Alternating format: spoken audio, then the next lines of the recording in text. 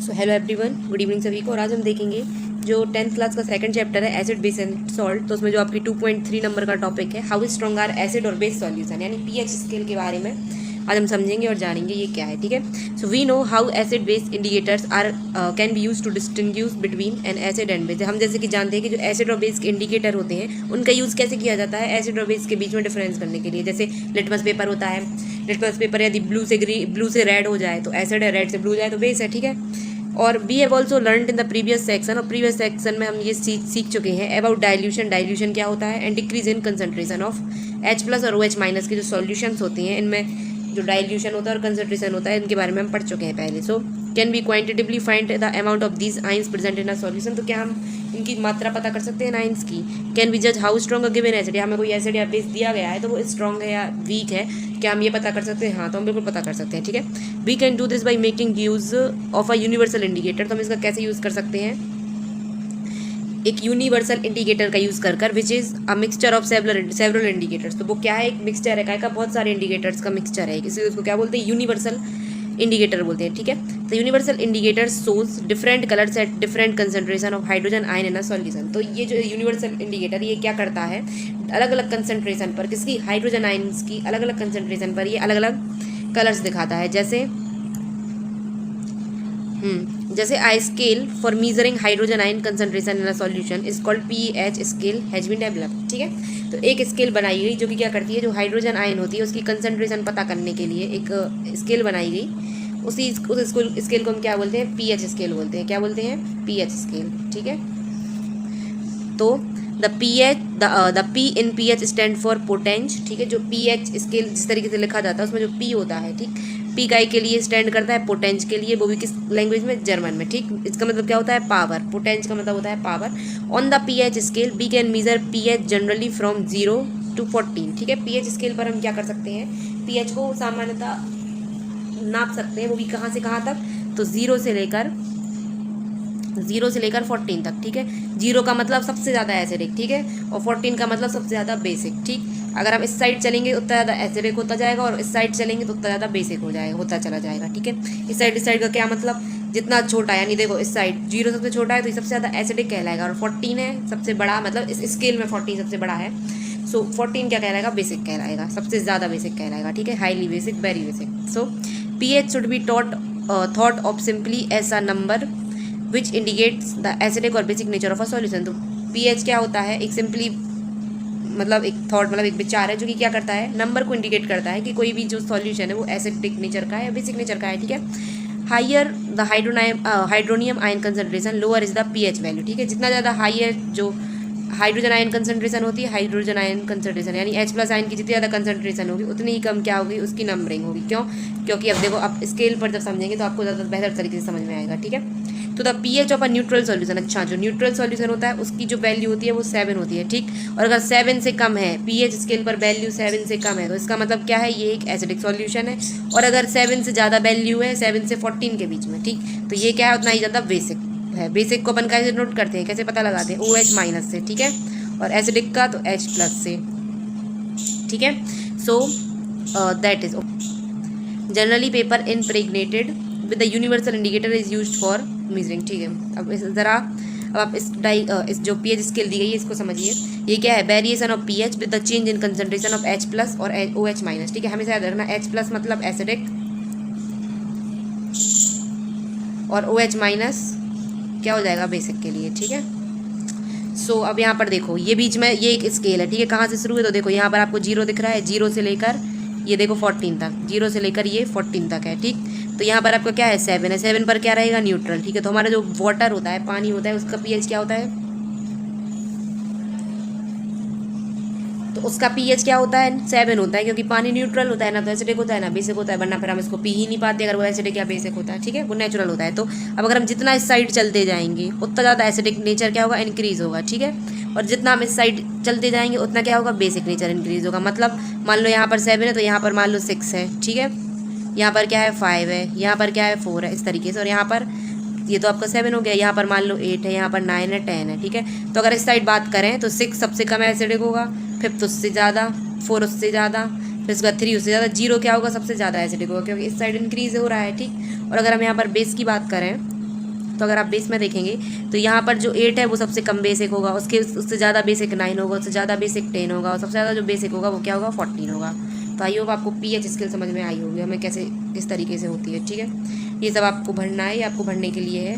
Observation करो, check करो, आपकी जो लेबोरेटरीज होती हैं स्कूलों में, कॉलेजों में, तो लेबोरेटरीज में आपके एक्सपेरिमेंट कराई जाती है, तो पीएच पेपर दिया जाता है। पीएच पेपर में आप अपनी सलाइवा बिफोर मील लगाएंगे। ठीक है, तब आप कितनी उसमें क्या कलर है, यहाँ पर आपको कलर लिखना है, यहाँ पर पीएच वैल्यू लिखनी है, उसका नेचर लिखना है। वो तो बेसिकली पीएच वैल्यू से आपको नेचर समझ में आ जाएगा और कलर भी उसमें पता चल जाएगा। ठीक है, ओके, तो ये इस तरीके से है। ये भी हमारी क्या है, एक सेकेंड, क्या कलर मलर हो, आगे देखो ये इस तरीके से दिया है। देखो अब ये क्या दिए, कुछ जो कॉमन सब्सटेंस होते हैं उनकी पीएच वैल्यू दी है। ठीक है, ये किसकी दी है, sodium hydroxide solution. Sodium hydroxide का फॉर्मूला क्या होता है, NaOH। OH से आपको क्लियर समझ में आ रहा होगा, OH से आपको क्लियर समझ में आ रहा होगा, ये बेसिक है। तो ये देखो 14 है, बिल्कुल डार्क कलर। ठीक, मिल्क ऑफ मैग्नीशिया है, ये क्या है 10, यानी ये थोड़ा इसे क्या होगा, कम बेसिक होगा। ठीक है, और ये प्योर वाटर और ब्लड, हाँ ब्लड का भी 7.4 होता है। ठीक है ना, तो एसिडिक मतलब थोड़ा न्यूट्रल टाइप का होता है, थोड़ा बेसिक होता है ब्लड। ठीक है, क्योंकि 7.4 है, 7 से ज़्यादा है। ठीक है, अब यहाँ पर अगर हम देखेंगे तो जो हमारे पेट में देखो गैस्ट्रिक जूस होता है वो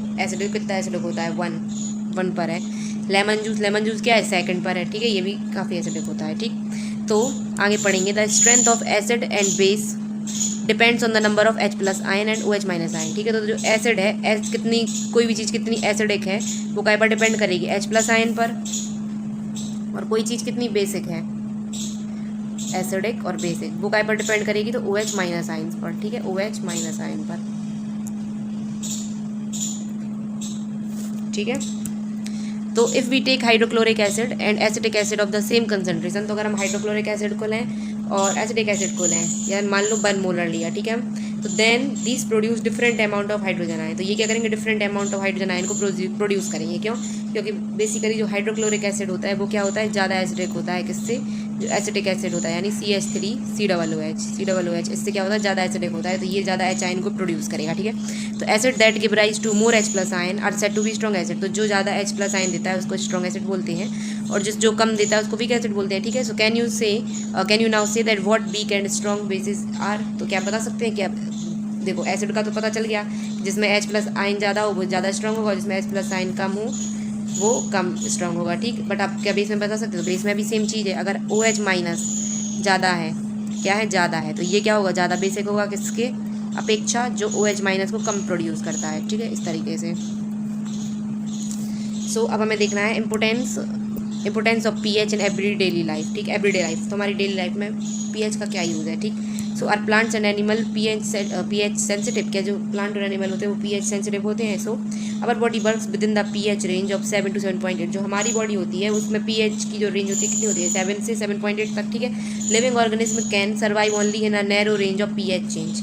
अच्छा, तो लिविंग ऑर्गेनिज्म केवल तभी सर्वाइव कर सकता है जब थोड़ा बहुत उसमें चेंज हो। ये नहीं कि जैसे हमारी मान लो 7.4 है बॉडी की, ठीक, और आपकी बिल्कुल 12 हो जाए तो हम क्या तो क्या होगा, हम सर्वाइव नहीं कर पाएंगे। ठीक है, 12 हो गया मान लो, और या 7 से घटकर 2 हो गया तो भी हम सर्वाइव नहीं कर पाएंगे इस तरीके से। थोड़ा बहुत चेंज चलेगा, ठीक, थोड़ा बहुत चलता है। ठीक है, when pH of rain water is less than 5.6, यदि 5.6 से अगर जो रेन वाटर होता है उसकी पीएच 5.6 से कम है तो इसी को हम क्या बोलते हैं, एसिड रेन बोलते हैं। ठीक है, और when acid rain flows into the river, और जब ये जो एसिड रेन होती है वो रिवर्स में फ्लो करती है तो ये क्या करती है, जो वाटर रिवर वाटर है उसका भी जो पीएच है उसको भी लोअर्स कर देती है। ठीक है, तो उससे क्या होता है, जो एक्वेटिक लाइफ, जो जलीय जीवन होता है रिवर्स में, नदियों में, वो क्या हो जाता है, डिफिकल्ट है। मतलब अब देखो एसिडिक नेचर ज़्यादा बढ़ेगा तो कोई कैसे जी पाएगा, कैसे रह पाएगा, यानी एक्वेटिक एनिमल्स की बात चल रही है यहाँ पर। देखो अब एसिड्स इन अदर प्लेनेट, अब दूसरे प्लेनेट की अगर बात करें तो क्या लिखा है, the atmosphere of Venus is made up of a thick white and yellowish cloud of sulphuric acid. अब बताओ वीनस में जो वीनस का एटमॉस्फेयर है वो कैसे बना है, थिक वाइट और येलोइश क्लाउड, काय के, वो भी सल्फ्यूरिक एसिड के। सल्फ्यूरिक एसिड तो क्या होता है, सबसे ज़्यादा स्ट्रॉन्ग एसिड्स में माना जाता है। ठीक है, H2SO4 HCl। तो क्या वहाँ पर आप सोच सकते हैं कि वहाँ पर लाइफ एग्जिस्ट करे, बिल्कुल नहीं कर सकती, बिल्कुल भी नहीं कर सकती, क्योंकि कोई रह ही नहीं सकता। आपके हाथ पे अगर एसिड गिर जाए तो बिल्कुल फफूला पड़ जाएगा। So you can think how life can exist there. ठीक है, नेक्स्ट है what is the pH of the soil in your backyard. अब आपके जो बैकयार्ड में जो सॉइल होती है उसकी पीएच क्या होती है। ठीक है, plant requires a specific pH range for their healthy growth. Plants को भी क्या चाहिए, स्पेसिफिक मतलब एक विशेष पीएच चाहिए, उनका जो लेवल होना चाहिए पीएच का वो बिल्कुल मतलब एक फिक्स होना चाहिए, ठीक है। To find out the pH required for the healthy growth of a plant you can collect the soil from various. अब हमें पता करना है कि जो मिट्टी है हमारे बैकयार्ड में उसकी पीएच क्या है, ठीक है। तो हम क्या करेंगे, सॉइल को इकट्ठा करेंगे अलग अलग जगहों से और चेक करेंगे उनकी पीएच लेवल को, ठीक है। ये तो आपकी एक्टिविटी टाइप की है, ठीक है। तो ये तो आपको स्कूल में एक्टिविटी कराई जाएगी, ठीक। चलिए आगे देखते हैं। पीएच इन अवर डाइजेस्टिव सिस्टम, हमारे जो डाइजेस्टिव सिस्टम होता है उसमें पीएच के बारे में बात करते हैं, ठीक है। It is very interesting to note that our stomach produce hydrochloric acid. अच्छा, ये बहुत ज़्यादा इंटरेस्टिंग है। जैसे HCl अगर आपके हाथ पे गिर जाए ना तो फफोला पड़ जाएगा हाथ में, ठीक है, इतना खतरनाक होता है। और इसमें क्या बोल रहे हैं कि हमारा जो पेट होता है, पेट में हाइड्रोक्लोरिक एसिड बनता है, हाँ, तभी तो खाना पचता है, ठीक है। तो ये बहुत इंटरेस्टिंग बात है, ठीक। तो it helps in the digestion of food without harming the stomach.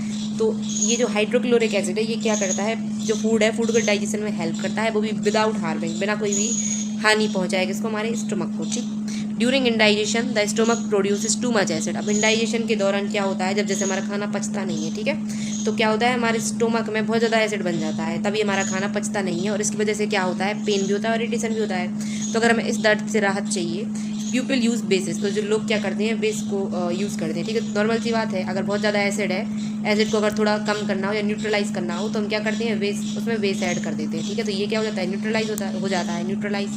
इसी रिएक्शन को हम क्या बोलते हैं, न्यूट्रलाइजेशन रिएक्शन, ठीक है, इस तरीके से। सो एंटा एसिड, उनको क्या बोलते हैं, एंटा एसिड बोलते हैं। जो देखो एसिड और एसिड का जो अपोजिट अगर हम यूज़ करते हैं तो उसके क्या लग जाता है, एंटा, ठीक है।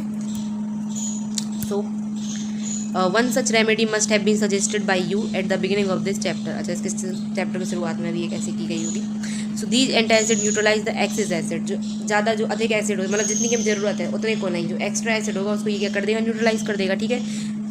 तो ज़्यादातर क्या यूज़ होता है, मैग्नीशियम हाइड्रोक्साइड यानी मिल्क ऑफ मैग्नीशिया। इससे को ये क्या एक माइल्ड बेस है, ठीक है, जो कि यूज़ होता है इस पर्पज़ के लिए। देखो हमने ऊपर पीएच स्केल में भी मिल्क ऑफ मैग्नीशिया के बारे में पढ़ा था। देखो ये है मिल्क ऑफ मैग्नीशिया, इसकी पीएच कितनी होती है, 10 होती है, कितनी, 10, ठीक है। तो इतना हमने पढ़ लिया है। अब देखो आगे देखेंगे हम, pH change as the cause of tooth. देखिए, अच्छा अब देखो, अब हमारे जो दांत सड़ने लगते हैं, दांत खराब हो जाते हैं, तो इनका कारण भी पीएच से ही रिलेटेड है, ठीक है। तो tooth decay starts when the pH of a mouth is lower than 5.5। यदि 5.5 से कम पीएच लेवल हो जाती है हमारे माउथ की, तो क्या होता है, टूथ यानी जो दांत है वो सड़ना शुरू हो जाता है, ठीक। टूथ का जो इनेमल होता है वो कैसे बना होता है, कैल्शियम हाइड्रोक्सी एपिटाइट, ठीक है, यानी एक crystalline form of calcium phosphate. जो कैल्शियम फॉस्फेट होता है उसका एक क्रिस्टलाइन फॉर्म होता है, ठीक है। ये क्या होता है, हार्डेस्ट सब्सटेंस होता है बॉडी में, ठीक है। सबसे ज़्यादा हार्ड क्या है, हमारा दांतों के ऊपर जो एनामेल लगा होता है वही होता है। ये एक बार गया तो समझ लो दोबारा वापस आने वाला नहीं है, ठीक है। इसलिए 2 बार ब्रश कीजिए सुबह शाम, अपने दांतों का ख्याल रखिए और ज़्यादा आलतू फालतू चीज़ें मत खाइए। It does not dissolve in water, ये वाटर में डिजॉल्व नहीं होता है। बट यदि हमारी जो माउथ का जो पीएच है अगर वो 5.5 से कम हो जाए तो क्या होता है, ये सड़ने लगता है, कोरोड मतलब सड़ने लगता है, ठीक है, छारी मतलब सड़ जाता है, क्षरण होने लगता है इसका। तो bacteria present in the mouth produce acid by degradation of sugar and food particle remaining in the mouth after eating. अब देखो ये होता, हमारी पीएच डाउन कैसे होती है माउथ की, तो ऐसे होती है कि हम खाना खाते हैं, मान लो खाने में खाना खाया तो मुंह में कुछ पार्टिकल्स रहेगा, ठीक है, खाना तो नहीं रहता है, पार्टिकल्स रहते हैं, ठीक है। तो क्या होता है, जो शुगर वगैरह होती है वो क्या होती है, डिग्रेड हो जाती है। वो भी किससे, जो मुंह में जो बैक्टीरिया प्रेजेंट होते हैं उन वो क्या कर देते हैं, जो शुगर वगैरह होती है हमारे मुंह में उसको डिग्रेड कर देते हैं, ठीक है। तो इस वजह से क्या होता है, ये एसिड प्रोड्यूस होता है, ठीक। तो the best way to prevent this to clean the mouth after eating food, तो हमेशा खाना खाने के बाद ब्रश करना चाहिए, टूथपेस्ट यूज़ करना चाहिए, विच आर जनरली बेसिक, जो जनरली क्या हो, बेसिक हो, यानी जिसमें फ्लोरीन की मात्रा ज़्यादा हो, ठीक है। फ्लोरीन हमारी बॉडी को नुकसान जरूर करती है बट हमारे दांतों के लिए बेस्ट है, इसलिए हमें टूथपेस्ट को कभी निगलना नहीं चाहिए, खाना नहीं चाहिए, क्योंकि वो हमारे बॉडी को नुकसान करेगी बट हमारे दांतों के लिए